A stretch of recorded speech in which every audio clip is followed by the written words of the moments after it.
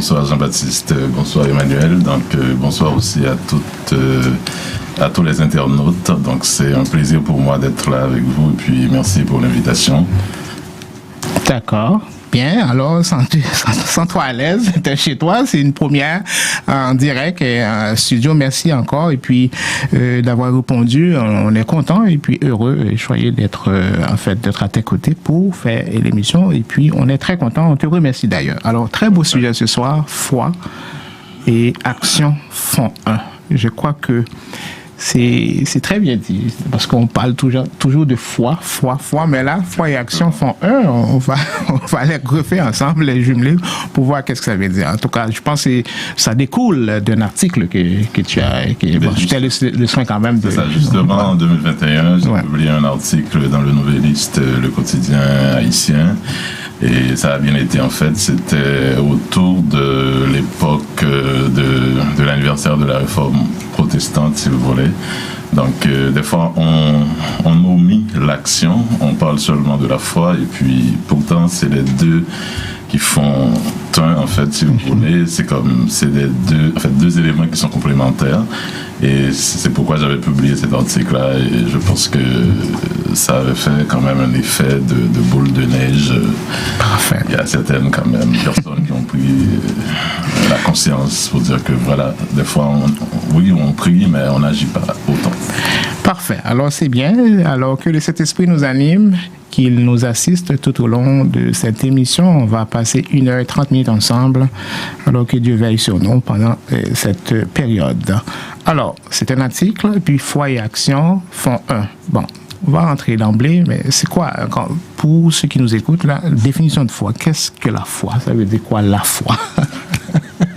Je crois que il faut commencer par le commencement, comme on dit, parce que la foi, il y a un mot foi et action. Bon, alors la foi en tant que telle. Alors j'ai essayé de regarder parce que toutes les définitions, et puis moi j'en ai aussi apporté quelques éléments comme définition. D'abord, Larousse parle d'une adhésion totale de l'homme à un idéal. Ça peut être une valeur qui le dépasse. Ça peut être une croyance religieuse aussi, mais si on regarde l'étymologie du mot foi, ça vient du grec pistis, P-I-S-T-I-S, donc confiance, croyance et conviction. Je parle souvent de la foi en 3C, donc confiance, croyance et conviction. Mais comment je définis la foi dans un de mes ouvrages, c'est comme quand on est capable de faire l'appropriation de quelque chose qui n'est pas encore en notre possession. Donc c'est un peu flou ce que je dis, mais c'est ça, c'est la foi d'ailleurs. C'est un peu paradoxal. On n'a pas encore la chose, on n'a pas encore l'élément en notre possession, mais on fait l'appropriation de cet élément-là. C'est ça. Donc c'est quand on est capable de visualiser dans le présent ce qu'on aura à vivre dans le futur. Donc la foi, c'est comme vivre le devenir dans le moment présent. Donc c'est comme une arme parce que la foi peut faire tomber les obstacles impressionnantes.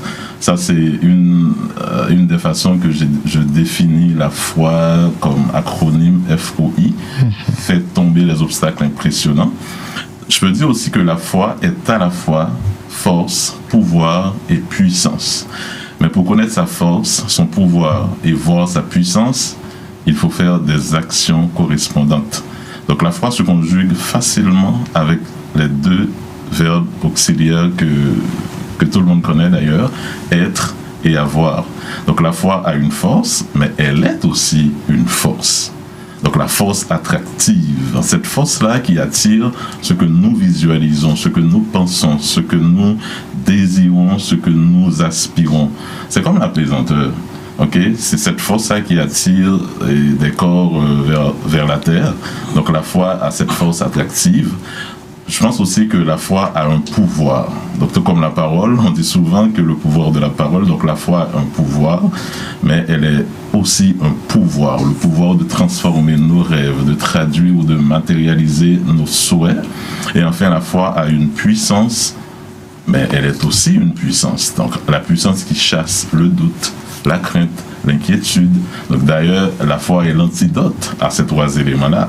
Mais Eric et Emmanuel, la définition la plus complète, la plus intéressante de la foi, ça se trouve dans la Bible. Oui. En Hébreux, chapitre 11, or la foi est une ferme assurance. Assurance ici, on fait référence à attente, des choses qu'on espère, et une démonstration de celles qu'on ne voit pas.